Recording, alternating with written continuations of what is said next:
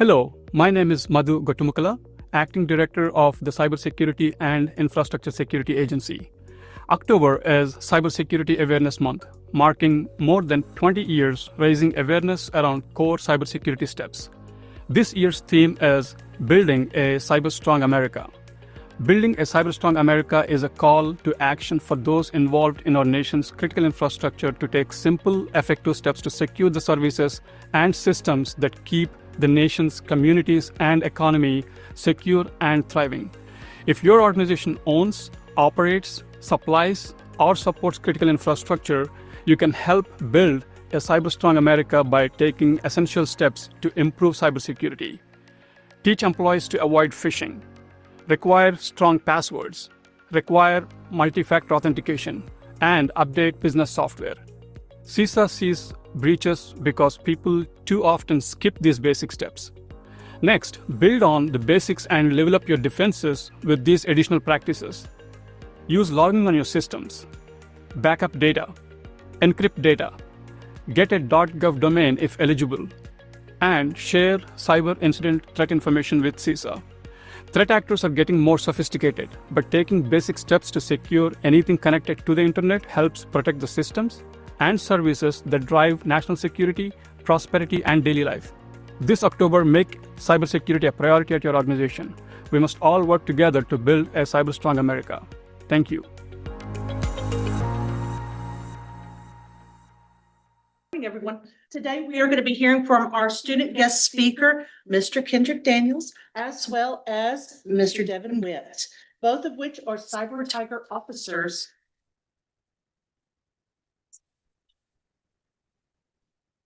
Good morning, everyone. Thank you for coming. I'm Kendrick Daniels. As Ms. Barnett said, I'm currently the Vice President of the Cyber Tigers, and I'm a student here at St. Philip's College. Today, I'm here to talk to you guys about passwords, protecting your digital identity.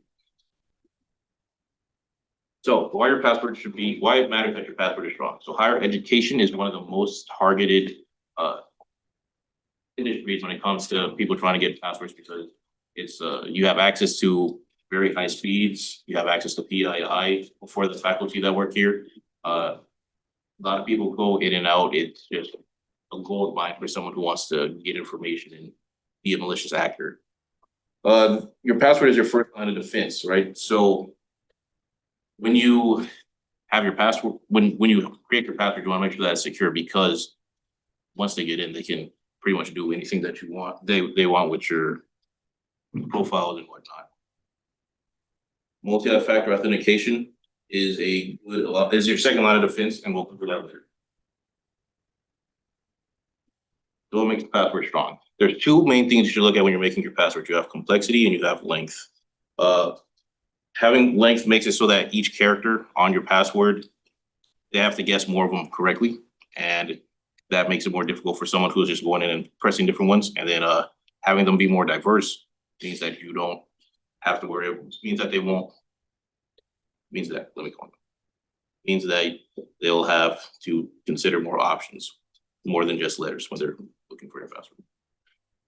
Character types are your lowercase, uppercase, special characters like your @ symbol, your dashes, your exclamation points, and your numbers.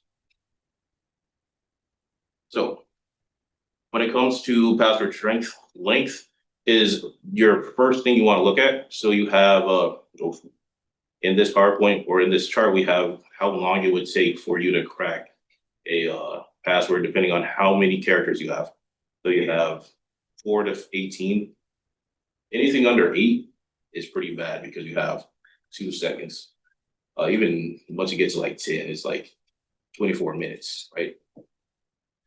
As you go lower, and this is just with lowercase combinations. As you go lower, as you get more characters, you get more combinations, and it takes longer for them to crack. And that's just with lowercase passwords. So when you add complexity into those long passwords, for instance, take 14, right? 14 characters, that's 21 years for you to break, for them to brute force break your password. But if you add all types of characters, like your @ symbols, your exclamation points, your dashes, your numbers, it goes from 21 years to 1.5 billion. So when you're making your passwords, generally what you want to do is you want to have a different one for every website that you log into. Netflix, Gmail, your Aces, your Outlook, and you don't want to add in common dictionary words like password or one of the ones that we saw was Buster, like a dog name. And you don't want to have like 1, 2, 3, 4, 5, 6, and like QWERTY QWERTY is another common one. Yes. Again, we're attacking with the different common dictionary passwords, and you want to avoid the type of institution that you're at. So St. Philip's College, it would be easy for me to see, oh, this guy's a student at St. Philip's. Let me see if his password is St. Philip's. A lot of big companies run into that, where they'll have their password just be their company name. All right, so good password.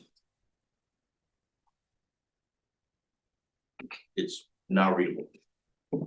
Bad password is password. One of those very common words that you see in a lot of password businesses. So there are websites out there that let you test how secure your password is. One that I use is Bitwarden. Now I don't use it for my actual password. I use it to test and see if I was to make a password with this pattern, how difficult would it be to crack? When you're using these, you don't want to use your actual password that you plan to use, because you don't know if they store those into a database of some kind. So how do you remember a good password? The part is that you don't have to, because we have password managers. So password managers are a really good way for us to take the human element out of passwords, because if you're going to try and remember the password that we saw previously with all those characters, you're going to get it wrong every time. So luckily we have different passwords. So the password managers that you'll come into contact with, generally, you'll have the ones that are built into your browsers, like Google Password Manager. There's some built into mobile devices like Samsung Pass, and I believe it's called iCloud Keychain. That's for Apple. And then you have LastPass, which is a third-party password manager that you can download onto your browser as well as an extension. You click for it this morning. Oh, okay. Yeah, there they are. Yep, Samsung Pass. I make use of the latter three. LastPass was when I came into contact while I was doing research, but that was pretty good. Most of these offer a way for you to generate your own passwords instead of, having to make one. They're really good. They come out to around 12 characters generally when you make them. So 12 characters with multiple passwords, that'll probably be around 1,000 years in order for someone to crack it. A good chance this next story affects you. Login information for 16 billion accounts has been leaked online. That's according to a report published this week. That number is double the world's entire population. Meredith Yeomans has more on what's being called the largest data breach ever and what you should do about it. The number is staggering. 16 billion passwords exposed in what may be a record-breaking data breach. This is the mother of all data breaches. A report published this week by researchers at Cyber News say the passwords open access to almost any online service imaginable, including Apple, Facebook, and Google, and likely comes from various info stealers or malicious software that breaches a victim's device to take sensitive information. Ed Peters owns Irving-based Data Discovery Sciences. We tend to think of the lone hacker, going out and stealing your data.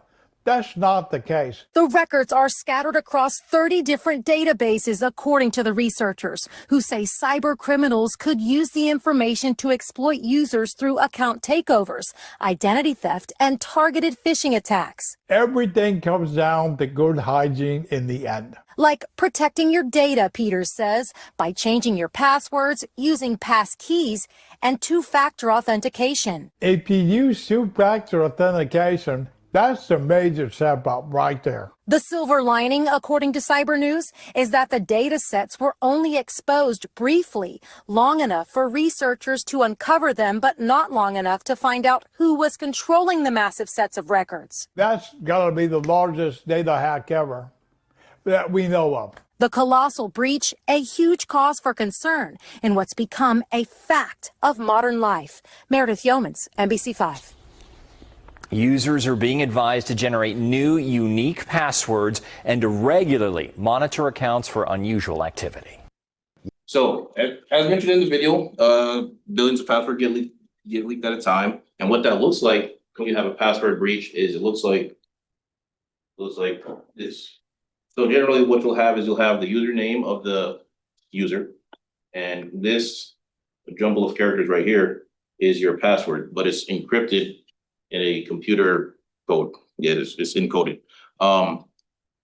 It's just a way so that if someone does dump it, it's not as easy for them to just look at the password and type it into their machine. They need to use a program such as these two right here. Hashcat is the one on the left, John the Ripper is the one on the right. These are programs that are open source, free to use, but for anyone. And they are not hard to obtain. Someone with ill intent could get a password dump like seen here and just run through and get each and every one of these passwords, which we'll demonstrate today. Devin. All right, hello everyone. All right.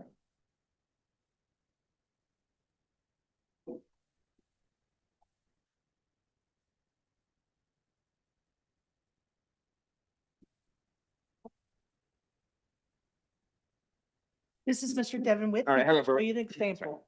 All right, hello everyone. I'm gonna show you the importance of like why you do not want to use like passwords such as like password or QWERTY, like CWERT and like 1, 2, 3, 4, like how fast it is if you did want to use the passwords and you were like caught in one of those data breaches, that how fast that can go.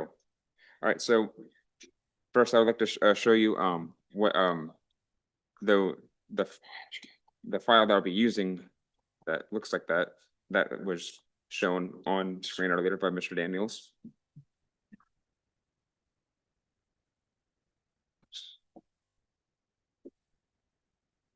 All right, here we go. Yeah, we have like all the users right here. We have like Joe, Alex, Steve, Jeff, Michael. All right, and then these are like, again, all these passwords right here, but again, they're encrypted for like you can't just easily read them and just use them. We have a lot of Bobs here. I have a reason for that if it has a separate demonstration that I would like to get to later. But for now, I would like to we're going to start with Joe right here, who has a very weak password that I would like to show you.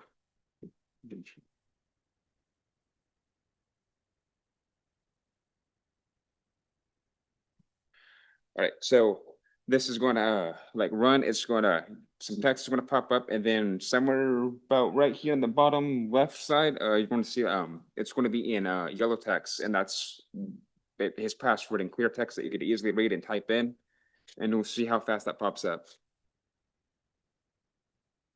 And it's already done. So you just had his password. All right, so yeah, that was just one person at a time, but again, like we had a lot of other users in this file I had. There was like about 5 of them, so we could also run against multiple at a time at the same, and I'll show you how much faster that is.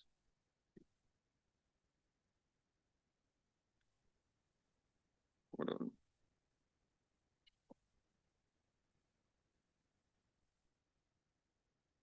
Yeah.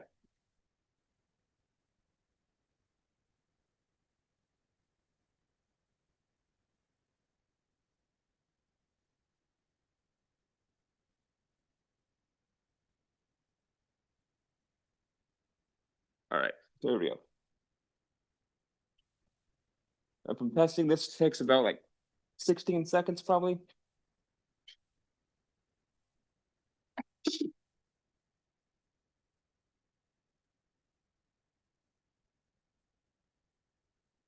What is this that you're doing it in that cracks? It is running in cracking passwords. I'll get to that. Okay. So it is just finished. So it just found every other person's passwords right here. We have 6 of them done. So what it's actually doing is in these data breaches, like when they showed you like those files that are like with the usernames, I'll actually show it again real quick. Right here. So all these get put down into a open source text document that someone put together somewhere called Rocky, which is about the most so out of every single data breach, someone collected them, put them all together, and it's about probably like 3 million of the most common passwords that have been found in breaches that anyone could use, like and just find it open source. Like it came with this like John the Ripper and Hashcat. It's anyone can find them online and just use them. So they're not hard to get at all. And there's tons of other ones out there also. This is just the most popular one. All right. So if we go, I mentioned Bob earlier. This is another demonstration I wanted to show. So back up to it.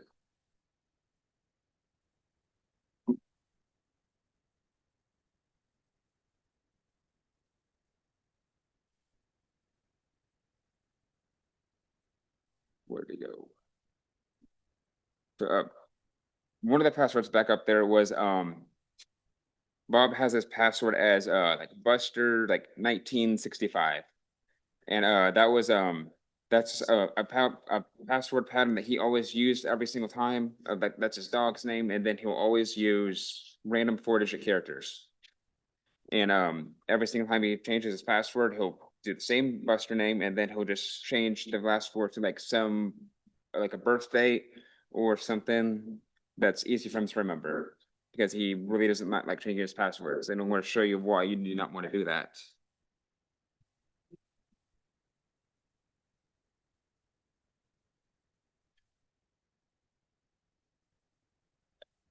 And so what this is going to do is run through all those other like Bob 2, Bob 3, Bob 4 accounts that we saw on there of like possible future passwords he could use or have used in the past, just to show that how easy it is to guess a pattern if you know it. Right.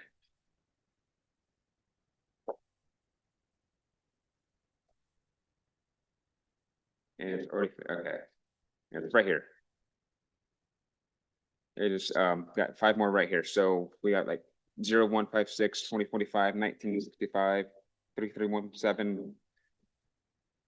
So it's very easy if like you know someone's password pattern, you could easily fill in, especially for the last being numbers, if you know what the syntax of what they're using. And that only took like seconds for all of this. And you're thinking like you probably need like some sort of like NAS computer to be running these programs, but that's not at all the case. Like what I'm using to run this is like some Optiplex, like a Microsoft office computer that I bought at Goodwill like a couple of weekends ago for like $50. So it's low in hardware. You don't need anything super at all to be doing this at all. So, there is one more user in here that we have not mentioned. It was the user. Let's see.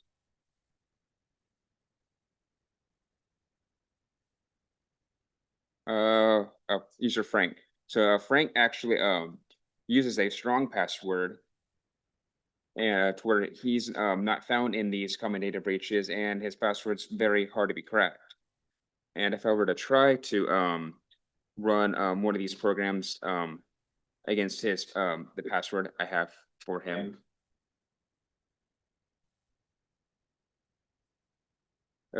It's going to, all right, so it'll be running, and then if I pull get a status of ask it the program how long it's going to take, right here, it's going to estimate 182 years. But the way I ran that password is I told it that his password is only 9 characters long, which is not the case because his password is actually about 34 characters long. If I try to basically tell it that it's longer by 1 character, the program will crash because it cannot handle any passwords over that. So, but as I stated before, like you use type into password generators and like see how strong your password is. Typing his password in there, the full amount, it estimated that his password will take about 200 trillion years to crack.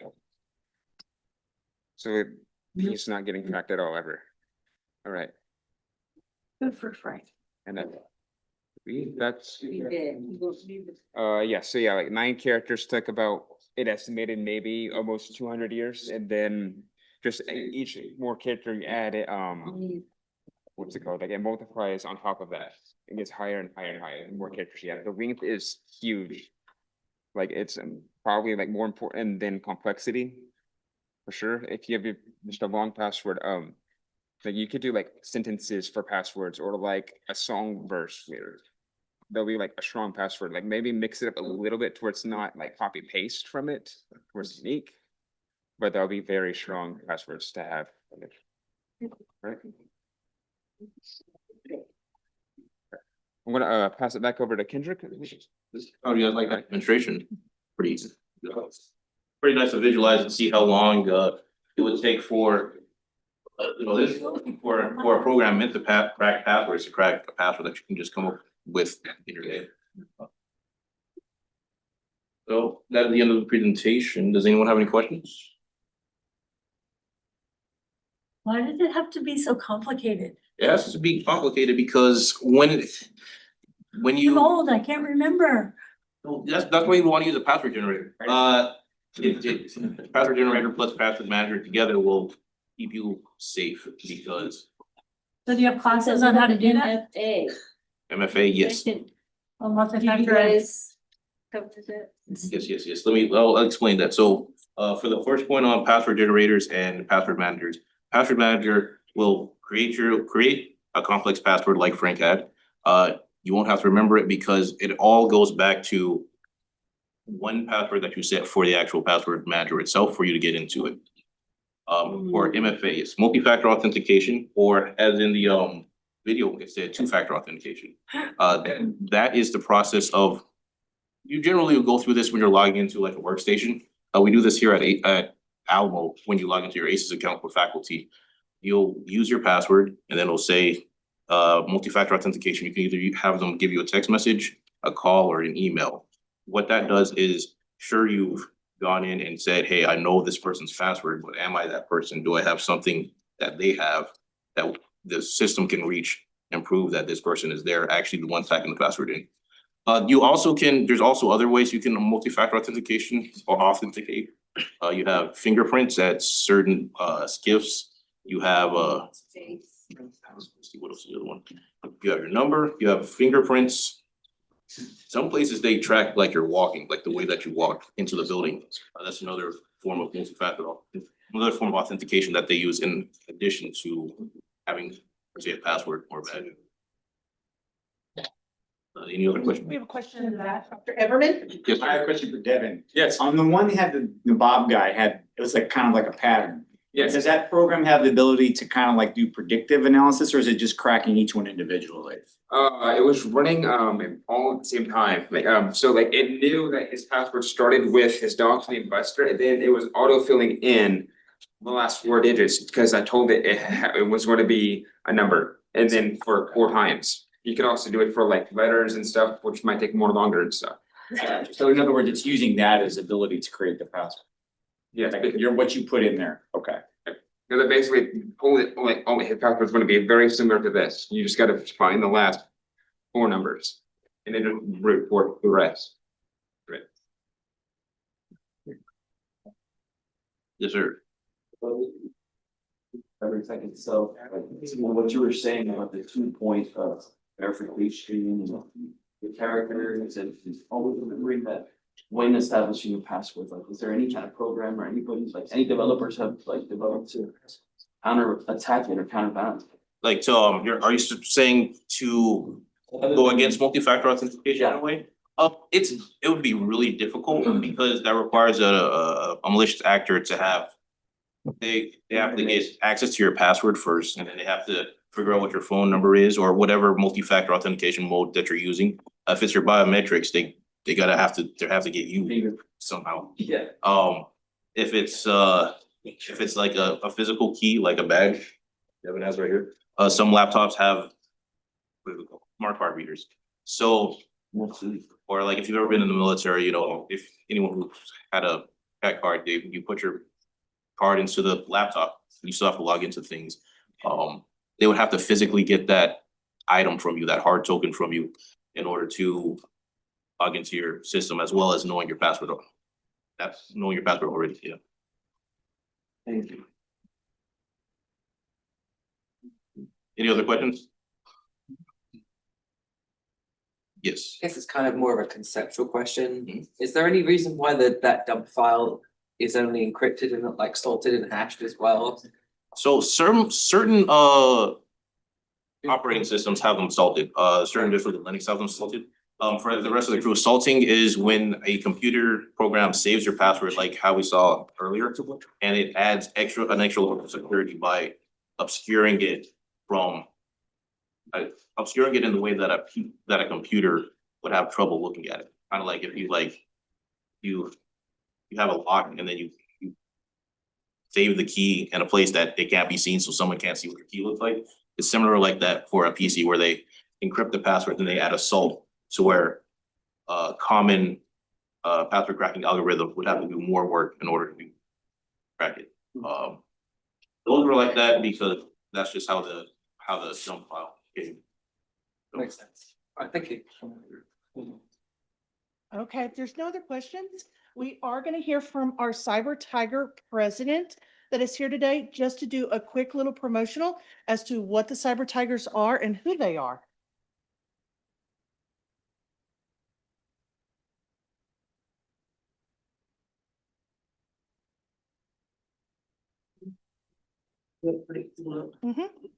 Well, hello and welcome everybody. My name is Andreas Bailey. I am the Cyber Tigers Club president. I want to say welcome to the staff and faculty that is here today. We appreciate your support. So like I said, I'm here to pitch Cyber Tigers. How many students are here are cyber majors? Raise your hand. Okay, good. Have you guys heard of Cyber Tigers? Yeah, okay. So like I said, Cyber Tigers, we're a growing club on campus. Our main interest is growing our students in their skills, soft skills, networking, technical skills, whether that's competition, networking around San Antonio with hiring managers, with employers, things like that. We try to facilitate that for our students. So attending the club, we give you the opportunity to really kind of look for what you want to get out of your career. So if you're cybersecurity, you want to be a SOC analyst, we have a trip for you where, you know, you can go see what an actual security operation looks like.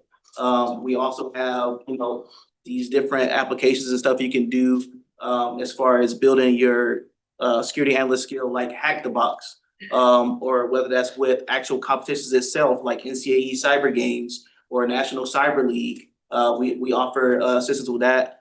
And we also, if you're networking, we also have a lot of great resources for you as well. So we have a Cyber Operations Academy, which we also attend, which gives you that red team skills. They also teach blue team skills. So like I said, you can get really technical, but it's also about you growing as well in your career as a student, finding your way about what exactly you want to do, because cybersecurity is a really, really big field. So the main thing is that if you join us, you're not going to be doing that alone. You're going to have guidance, you're going to have mentorship, we're going to have fun as well. People make friendships, make those in-person network connections, and you never know where that can lead you.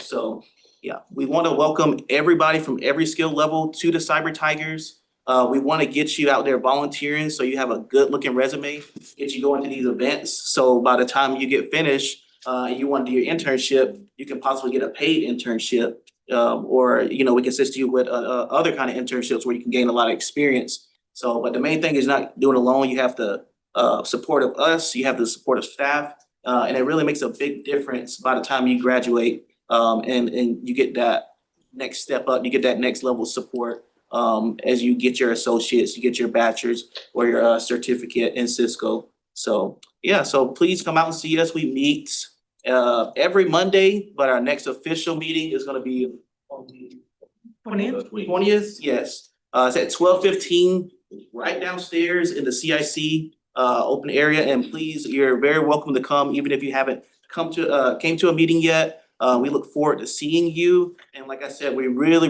want to push this program, the bachelor's program, out not only here at St. Philip's, but in the community as well. Because we have a really terrific program, and like I said, the basis is to get you a job and a career towards the end of it. So you got to do a little bit more than just going to class and just going home. Those extra steps that you'll take to get out of your comfort zone will make a huge difference, and that's what we're here for. So, but yeah, that's pretty much it. Do you have to be a cyber major to be in Cyber Tigers? No, not necessarily. If you have a interest in cyber, networking, or just IT in general, yeah, you're still welcome to come by. Yeah, so if you're still trying to make up your mind what you want to do, or you want to kind of see what cyber is about, what networking is about, yeah, you're still welcome to come. You don't have to necessarily be in a specific major. Yeah. Yeah.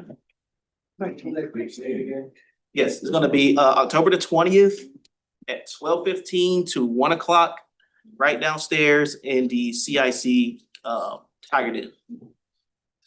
Anybody got any questions about Cyber Tigers? Yes. So like, right now I have a resume, so do I have to like, let's say if I go to Cyber Tiger right now, after I'm done with the meeting, do I have to like write an essay, like learn about it on my resume for my internships? I just wanna see how it works. Internships? Yeah, cause I've been working on my resume and that's fine. So Cyber Tigers is a student organization. It's not an internship. Yeah, so you don't really have to have any experience. When I joined, I didn't know anything technical, came from a different background. You know, I jumped into NCL, jumped into NCAE cyber games, took my resume to when we had the CrowdStrike event, they destroyed my resume and gave me a lot of good pointers. So yeah, those kind of things really do make a difference, getting outside your comfort zone, and that's what we're here to support. So yeah, so like I said, I came from really no technical background whatsoever. So yeah, we're definitely welcome to come, whether you're skilled or, just now stepping into college. Yes. You have to attend St. Philip's to be in Cyber Tigers. Yes, you do have to be a St. Philip's College student to attend, a home student. So that's at least one. So you don't have to be a St. Philip's College Tigers to be in Cyber Tigers. As long as you're taking 1 to 2 classes at St. Philip's College, then you can attend Cyber Tigers. There's just some events that we go to that might have to get paid, or a field trip where you would have to have St. Philip's as your home campus. So thank you, Mr. Bailey, our Cyber Tiger president. He will be speaking. He will be the keynote speaker next Thursday from 10 to 11 on our next topic for Cyber Awareness Month. Signed in, did y'all sign? Yes, so we look forward to seeing him. Ms. Moore, Sign in real just quick. do a quick presentation and introduction of the bachelor's degree program. 2 items. So in addition to Cyber Tigers, we have something separate, but under the umbrella of Cyber Tigers, so we don't have to have a second organization. We have Cyber Defender competitors. Myself, Dr. Dawkins, and Dr. Everman are the coaches for that. We're open to having any computer science, business construction, networking, and cybersecurity students. We have competitions that are CTF based, problem solving individual, online or in person. We have competitions that are attack and defend. We also participate in competitions where you go make presentations. They're fun hackathons. An example, Ms. Dinsdale just took a group of students, a group of students up to Austin for a competition.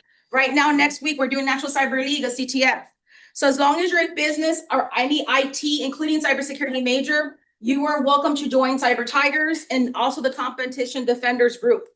The Competition Defenders Group is separate and meets Monday through Thursday at lunchtime. And then we have some virtual sessions. In addition to that, if you're a bachelor student or anticipate becoming a bachelor student, I'm the program director, Caroline Mora, for that program. And Laura De Rosa is the senior success advisor. If you are a freshman, sophomore, junior, or senior wanting to be in the bachelor's program, please make sure to see us so we can make sure to get with you and get you the right connections of your pathway. Number 2, if you are a bachelor student, we want you to stay after if you can. You have an opportunity to vote on the STOL for graduation this year. So if you want to have a voice, please stay after the meeting. Thank you. Has everybody signed in? If you haven't, please sign in sheets over here. around campus for our flyers. We usually have flyers for the next Cyber Tiger Day. And also pay attention to the screens. They have information on it as well.